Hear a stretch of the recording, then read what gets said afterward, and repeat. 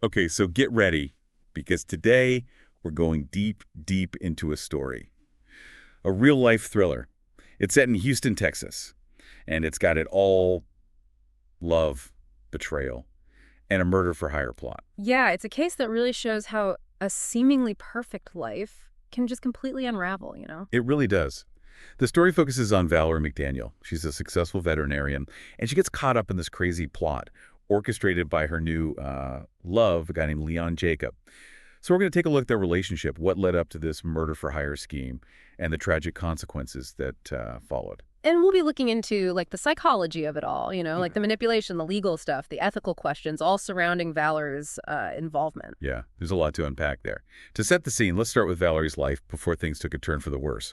She seemed to have it all: high school valedictorian, a thriving career as a vet, a seemingly perfect family life with her husband and adopted daughter. Yeah, and it's important to understand that, you know, this beginning, it really sets up the contrast with what's coming, you know?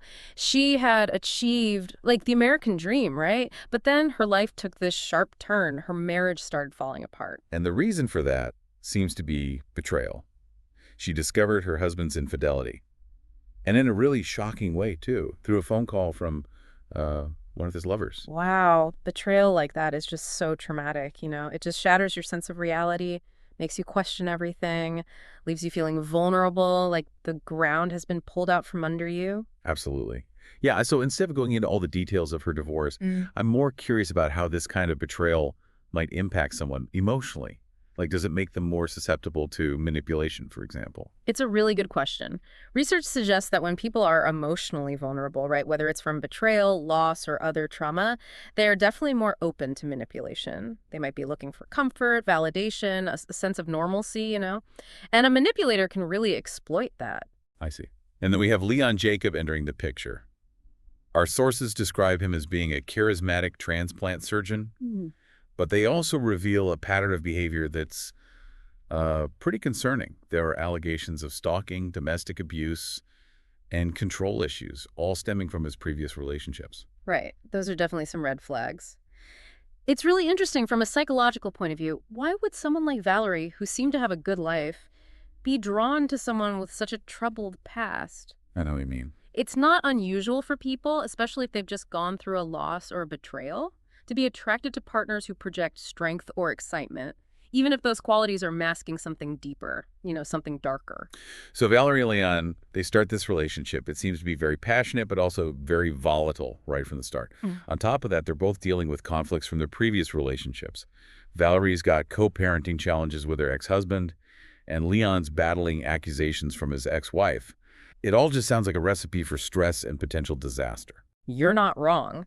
And it's important to understand these ongoing conflicts, they create this really high stress environment, and that can affect someone's judgment, make them more impulsive, you know? Makes sense. When people are constantly under pressure or feel threatened, they're more likely to make irrational decisions, even dangerous ones. Yeah, I can see how that could happen. And it's in this context, you know, with all these heightened emotions, all the stress, Yeah. that we come to the climax of this whole story, the murder-for-hire plot.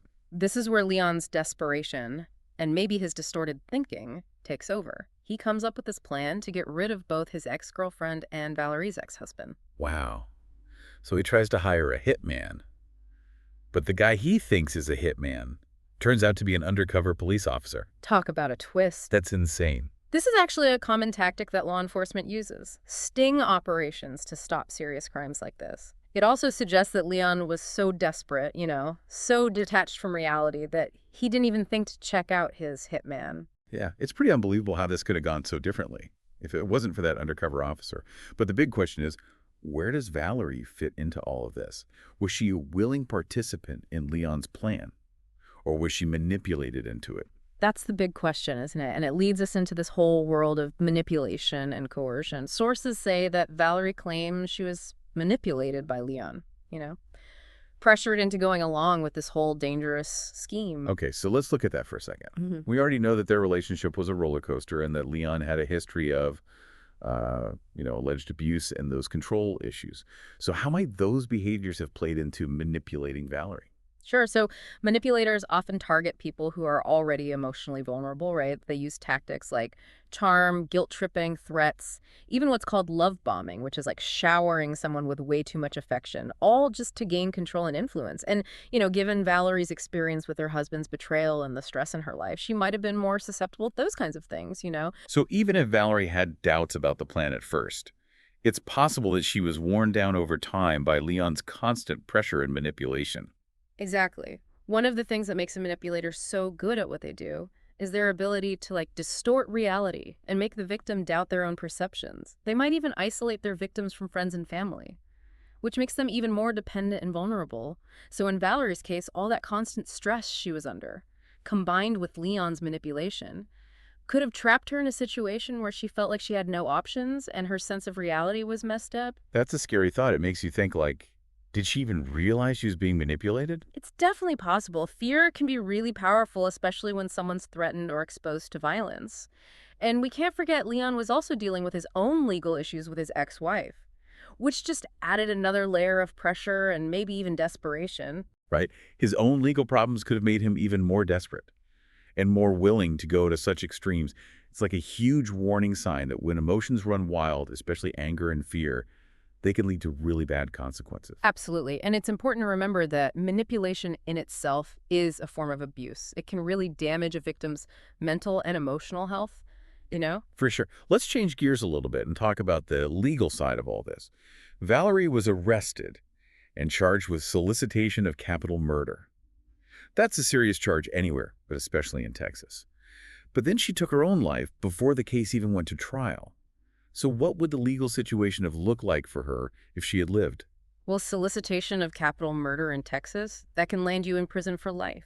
The prosecution would have had to prove that Valerie intentionally encouraged or asked Leon to commit the murders, even if she didn't actually do it herself. So even though she wasn't the one who came up with the plan, just being involved could have put her in prison for life. Yeah, that's right. Her actions met the legal requirements for that charge. But her defense probably would have focused on her claims of being coerced and manipulated. Her lawyers would have had to convince a jury that she was acting under duress, that Leon's manipulation was the reason she was involved, and that she basically had no control over her own actions. That would be a tough argument to make, especially with Leon also being charged and probably trying to blame her. Oh, yeah, absolutely. It would have been a high-stakes legal battle for sure. Both sides would have got completely different stories and evidence.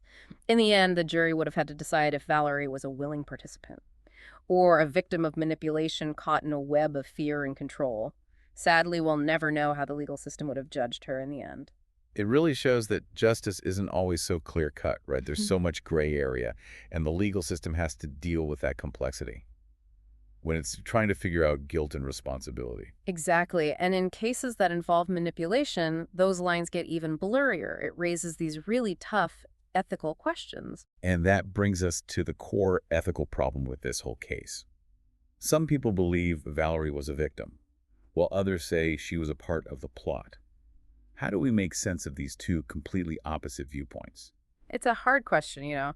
On one hand, there's evidence that Leon was really good at manipulating people, and that he took advantage of Valerie's vulnerability, his past with alleged abuse and controlling behavior. That points to a pattern that's pretty worrying. But she did take steps to be a part of the plan. So how do we balance those actions with her claims of being coerced and with how complicated manipulation can be? That's the big ethical debate, isn't it? Was Valerie really able to make her own decisions under Leon's influence? How much control did she really have? These are really difficult questions that get into the idea of free will and whether we're responsible for our choices. So how does the legal system even begin to figure out these gray areas, especially in cases where there's manipulation involved? It's a huge challenge for the legal system, no doubt. It requires really careful judgment about individual situations, psychological factors, and how manipulation can impact decision-making. There are no easy answers, and that's what makes these cases so interesting and ethically complex. And with Valerie taking her own life, it just leaves us with more unanswered questions. We'll never know for sure how involved she was or what her real motives were. Yeah, her death just adds another layer of tragedy to this already sad story, and it leaves us struggling to understand human behavior and the limits of what we can know about it. This deep dive has been really insightful, but definitely heavy too. We've explored the psychology of manipulation, the legal issues, the ethical dilemmas, but beyond the individuals involved, I can't help but think about the bigger picture. Yeah. The societal issues that are at play here. Feels like we've uncovered something bigger here. It's not just about one couple's tragic end. This case, it touches on some serious societal problems like domestic violence and just how insidious manipulation can be. Yeah, for sure. While the story, it's an extreme case, it does highlight how widespread domestic abuse is and how hard it is for victims to get out of those situations. Right. And our sources, they brought up that Leon had this history of alleged abuse Mm. in a previous relationship, which, it's alarming. But sadly, it's not that uncommon. Sadly, no. Domestic violence is a big problem, and it often goes unreported. Victims might feel trapped, ashamed, or scared of what will happen if they speak up. It's really heartbreaking. And you have to wonder, in Valerie's case, if those fears were made worse by Leon's manipulation. He might have used her vulnerability to isolate her even more Yeah. and control what she did. Oh, yeah, that's a classic move for abusers. They want to break down the victim's self-esteem, make them dependent. It's this awful cycle of control, really hard to escape. It makes you wonder how many other people are stuck in situations like that, silently suffering abuse and manipulation. It's a tough thought. This case really shows how important it is to be aware of domestic violence. We need to make it easier for victims to get help. And as a society, we need to start believing survivors and supporting them. Absolutely. And there's also the pressure from society, that might play a part in these situations. From what we've learned, Valerie was a high achiever, very successful in her career. Maybe she felt like she had to keep up this perfect image, like she had to appear to have it all together. That's a good point. Societal expectations, especially for women, can be so heavy. There's still a stigma around divorce, admitting you're vulnerable, asking for help. Yeah, it's true. In a culture that's all about individual success and achievement, it's really hard to admit when you're struggling or that you're a victim. For sure. We need to create a society that's more compassionate and supportive, where people feel okay asking for help without worrying about being judged or shamed. I couldn't agree more. This deep dive has taken us through some really dark stuff. But it's also shown us how important empathy and awareness are. And taking action. We can't just ignore these issues, no matter how uncomfortable they make us feel. I completely agree. Valerie's story is a tragic wake-up call. It shows we need to do better as a society. We have to work hard to prevent abuse, support victims, and hold those who commit these acts accountable. And this case is a call to action for every one of us, really. We need to be more aware of the signs of manipulation and abuse, even the subtle ones, in our own lives and the lives of people around us. Absolutely. By speaking up, offering support, and fighting for change, we can make the world a safer and kinder place. This has been a really intense deep dive, but I think it's been worth it. We've looked closely at this case, the psychology of manipulation, the legal and ethical challenges, and we've faced some uncomfortable truths about our society. It's been quite a journey. It reminds us of how powerful it is to have knowledge and understanding.